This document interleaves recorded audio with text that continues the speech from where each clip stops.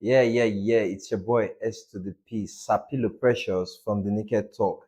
And I'm here with a very interesting one for you today.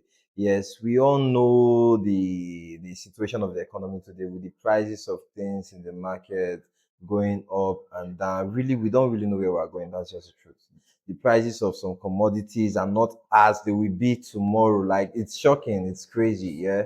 And for that reason alone, I've brought this very special. We at the studio brought this very special to talk about that problem, not just talking about it, provide solutions on what to do, where to go, and what not. And with that being said, we have a public analyst today in the person of Honorable Ochuku Okagbare, Senior Legislative Aide to the Deputy Senate President of the Ninth Senate. And without no further ado, let's get into it. So, welcome on stage, Honorable Ochuku Okagbare, for this very one. Thank you for having me. Yes, and like I've said earlier, we don't just want to talk about the problems, we already know them. Yeah. So, what we really want to do now is solutions. Yes, you are a public analyst, you are with the people, you feel what everybody's feeling. So, we really want to hear your opinion on everything. So now I have a question for you if you don't mind now.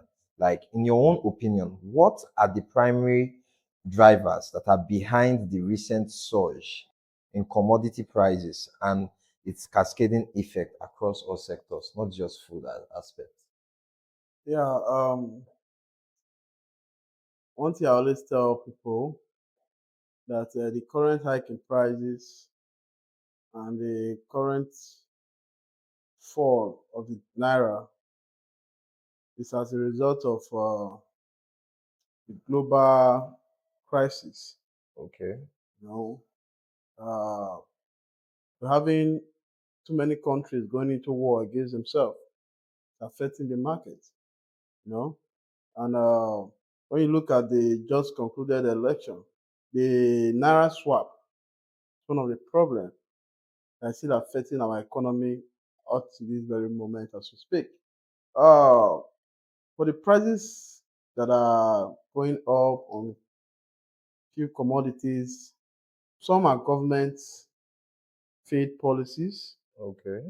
and some are self-inflicted pains on the common man. Why do I say so? Because I believe that Nigerians sometimes takes undue advantage of opportunities to want to make wealth at the expense of another Nigerian suffering for it. You know, I was at a factory the other day, and I wanted to purchase a bag of pure water. You know, and I was shocked the price I was told. You know, they told me a bag of pure water is 350 naira, Wow. and I was surprised to see that Nigerians are selling this pure water, just one sachet of pure water, 50 naira. You can imagine The gap. the gap, you know, and the bag of pure water contained 20 sachets So of pure like water, so like they're making like almost times two. times three or thereabouts of what they're buying it, Yes. at the expense of Nigeria suffering for it. You know, this is what we normally buy 5 naira, 10 naira, 20 naira, now increase 30 naira, and it's at 50 naira right now. You Yes. understand? Some are selling 30, some are selling 40. When you look at the current situation, using the bag of pure water for example, you will see that Nigerians themselves, Yes. they fleet these prices just for selfish gains. Not that the Nigerian policies, the federal government policy has anything to do with it. But when you look at other sector, like the petroleum sector, the Yes. increase in Yeah, prices of very, very fuel, important. diesel, and all that, it also affects the production in like what we're producing, bread, biscuits, and other things. Yes. Increasing the price of those commodities. You know, a smaller bread you can get for a smaller loaf, you now get it for 500 naira, which is Yeah. quite expensive. Something we used to get at the rate of 200 naira before, because the prices of flour and other Yes, the things. Yeah, production yeah, coming. production rate has increased. Yes, So you need to look at some of these things that the government need to do intends to reduce the cost of production, reduce the cost of goods that are coming out. If you look at some other companies, like I bought biscuits for my son when he was going to school the other day. The biscuits I normally used to buy for him, you know, is big at the same price. But do you know that what I buy 18 naira, you know, and it yes. has a lot of biscuits on it, like let's say eight. You know that the company reduced it to four, and I'm still buying it the same 18 naira. Like half. It has been It reduced by has been, half, and you're still yes, buying it for the same price. it's the same price. So you look at all these things that are happening, you see that the government itself is not It's is part to be blamed. yeah, yes, part of the blame, but you need to see blame this the The producers retailers and the producers. producers. You know understand? Because one of the things that the government has also failed, aside bringing out policies, you know understand, and also making the naira stronger, is that the government has failed to put in machineries in place that will monitor prices and to enable the inflation to be stabilized. So I believe that going forward, the Nigerian government has to look out for the welfare of the common man, because when you look at all of this, it does boil down to a man who cannot afford a 3 square meal, you know. But the rich ones out there, whatever the inflation goes haywire, east, west, north, they can also afford the 3 square meal. So I believe that the government should do better in all of this. And the Nigerians themselves should also change their attitude going forward. Okay, yes, because in terms of that one, I would agree with you. Like sometimes I think the government is really trying, and the truth is they cannot be everywhere at the same time. Yeah. And we as a people, we have to do our own part. That's what you are saying. Okay, yes. Okay. Moving away from that, here's another question for you, if you don't mind. Like, Okay. how can the federal government effectively balance short-term measures to help mitigate immediate price increases with long-term strategies for sustainable economic stability? It's easy, but we will get there by the special grace of God. First and foremost, looking at the long-term measures, everybody will tell you that give us electricity, we Yes, can produce. Uh, look for example, we're in the studio right now. We're using a generator. You know, we don't have electricity. You know, the cost of production right now is high. that's true. You understand? But if you have electricity, you see that those factories that are Yes, using diesel can to cut. it can cut short of their expenses because there's electricity from the federal government. Yes, that's You true. know, because when you travel to other Western countries, you know, they have steady electricity. You Okay. know, so that boosts their production Their on a daily production basis. levels. So I believe that when you look at electricity, once electricity is provided, some of the things we are having at the high cost will be reduced. Then secondly, the government must look out for policies. You know, the import of goods to Nigeria, the the price at which the taxes at which the federal government impose on the importers through the Yes. custom is too high. You know, Okay. I was at Benin the other day. I escorted a friend of mine. I wanted to purchase a vehicle, you know, and the importers were lamenting that a vehicle is not the vehicle you see you get for about 2 million naira before is now 6 million, and the reason That's why high. it's, yeah, so the reason why it's like that is not that the vehicle is that costly, but the amount they use in clearing it at the custom office is very high. You know, so when you want to make gain, you must bring your expenses and add your gain to it. That's Okay. why you see that vehicles Yes. are very high. Sorry to cut you short there, sir. So the cost, like you said, for clearing the car, like it's high. Is it a government policy or it's just the officers there that are doing it for their own benefit? For me, I believe that it's a government policy because there's something the officers will implement that is not from the government. And if the government feels that whatever that is happening at the custom is not what it's not their policy, that they should charge those involved for corruption. So I believe that this is the current situation of the country. You know that you see, you hear that the customs they generate a huge sum of amount of money at the expense of Nigerians suffering for it.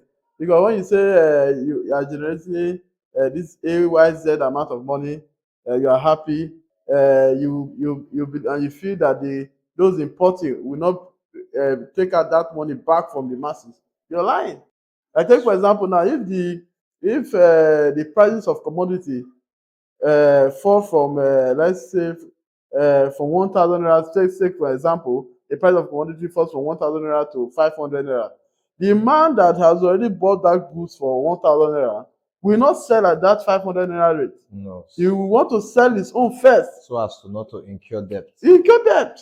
Because you see, all these things doesn't come it doesn't fall like magic, and it happens the government needs to play its role to see that as the things are moving, they're Yeah. moving alongside with it. So that the masses, which are who are the end beneficiary Users, of all these yes. things, to see how best they can be able to afford all these things. Okay, Thank you. no problem. Thanks for the response. And moving from that, here's another question based on the whole topic as a whole. So, what role do you think global market dynamics play in influencing domestic commodity prices? And how can the government navigate these international factors to protect local consumers and industries alike? Yeah, when you talk about international, you talk about the dollar. Yeah, Yes, because the dollar controls the market. yeah, that's You true. know, and whenever you hear international, you say people always tell you that the naira is falling to the dollar, and you will hear a market woman that is selling garri will tell you say, they tell you say dollar don high, dollar don high, and he's not processing his garri or buying in Dollar dollar. rate, yes. So you can imagine the mentality we have out there. And Okada man will tell you that to carry you from here to here, you pay double amount of what you're paying. You ask why, you're not carrying by distance. You tell you that wow, say the prices of PMS has increased. That the importers will tell you that they import the PMS from outside the country with dollars. You know, so many of all these things you are saying is not based on the international factor. You know, as an Okay. international currency. You know, I just feel that if the government can uh, can manage the exchange rate Okay. properly, I believe there will be stability in the market because all our imports now is not based on dollar, and once the dollar is once the naira is not fighting Yeah. and it's going higher, It affects if everything. it affects everything. So most of the time you see that these things happen not because we want it to happen. You understand? Just like I said the other time, the war that is happening in Russia between Ukraine and Yes. Israel Gaza. and Gaza. You know, understand? All those things have their own factor play in all this market. You understand? I just pray that one day the Africans will have their own currency, you know, and they Yes. A don't need to global. depend on the Yes. dollar, you know, to do their business. Okay. That will help a lot. Thank Okay. you. No problem.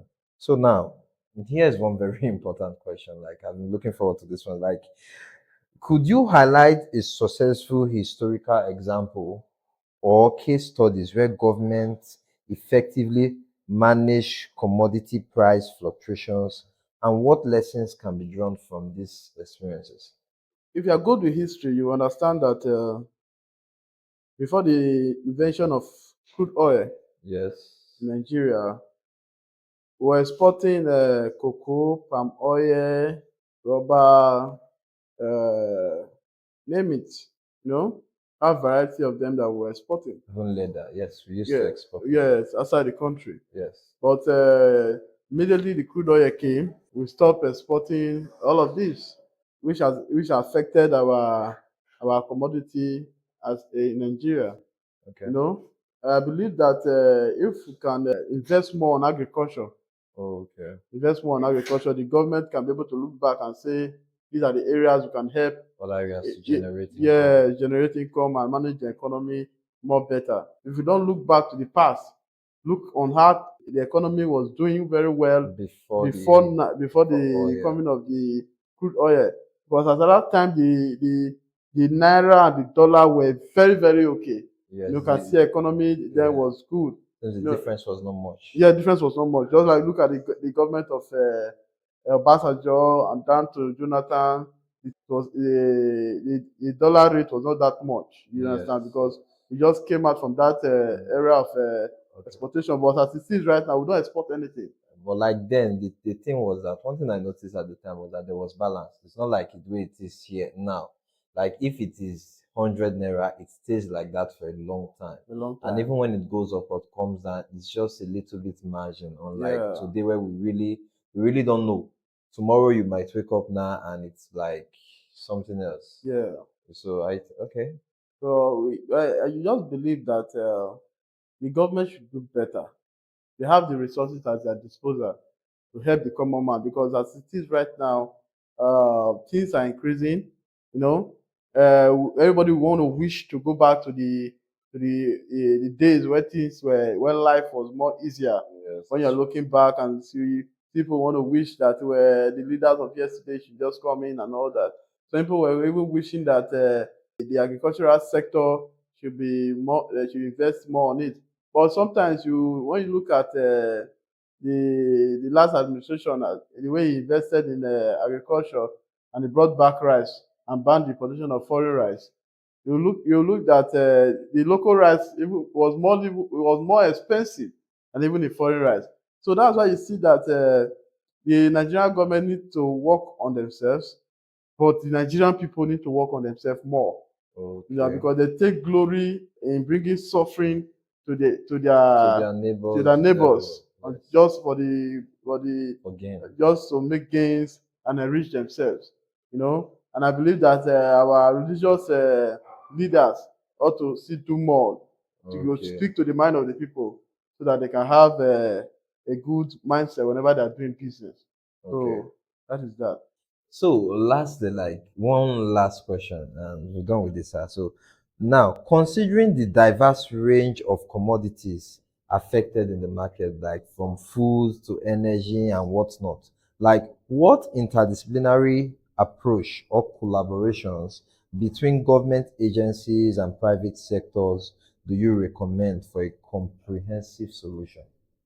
When you talk about private agency and federal government collaboration in helping the masses get their desired results from government, it's good suggestion.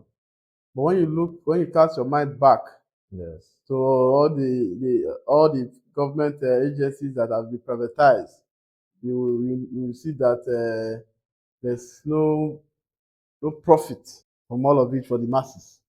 Okay. Take for example the electricity we are using today have been privatized. Still yet, we have not been able to get the stable electricity. That's You true. know, we have it's even done in a way and manner that it breeds corruption because you have a meter in your house and they are still giving you a prepaid bill. You understand? Yes. Your estimated bill. You understand what I'm saying now? Yes, sir. So that is to tell you that the masses are even paying what they did not consume. So that is to tell you that that area of collaboration with privatization of some of these government agencies has failed using some of all these examples. You Okay. understand? But if they are reliable private agencies that would want to collaborate with government, for example, look at Tony Nimelu Foundation. Okay, You yes. understand? He's a private businessman. You know, he has taken upon himself to be training youths in various entrepreneurial skills and all Okay. that. You understand?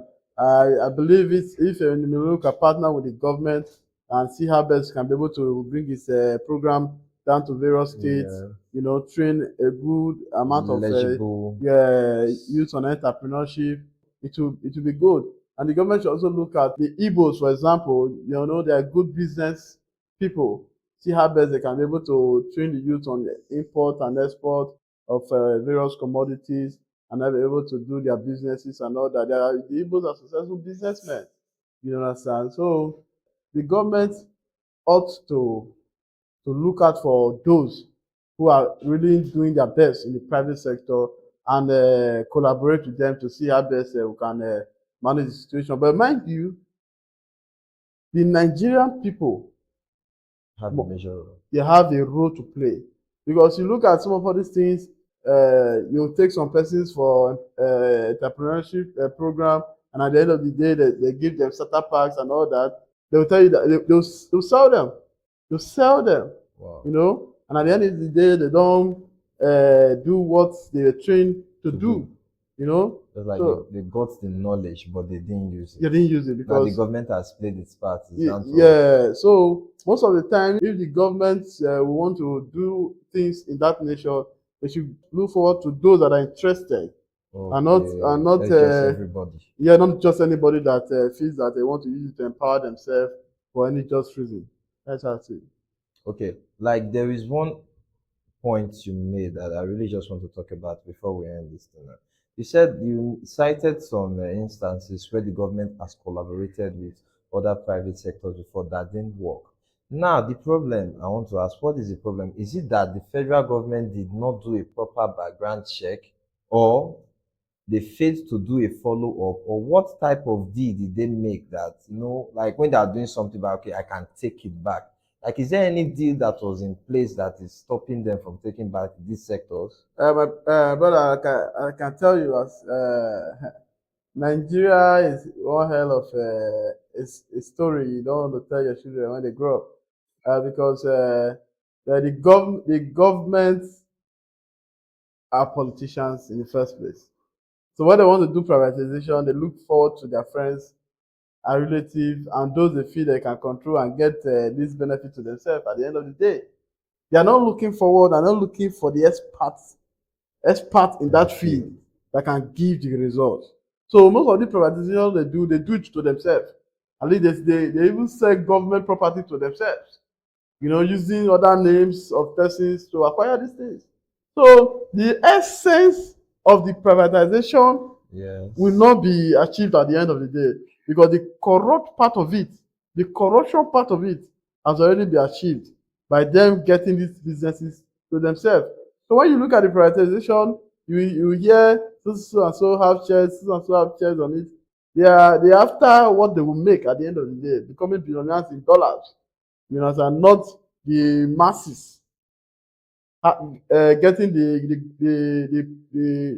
The end reliable results. result Yes. at the end of the day. So we have so many corrupt people in leadership. So not until we have leaders and Nigerians who are willing to do what is right, Okay. I believe that we are not still there yet. We are still approaching a journey that we don't even have water to drink when we're halfway. Okay. All right. All right. All right. So thank you very much for your time, sir. Honorable Oshiko Okabari. It's a pleasure having you in this episode today. We hope to have you next time in upcoming episodes. Thank you. Thank you very much, sir. Yes, sir.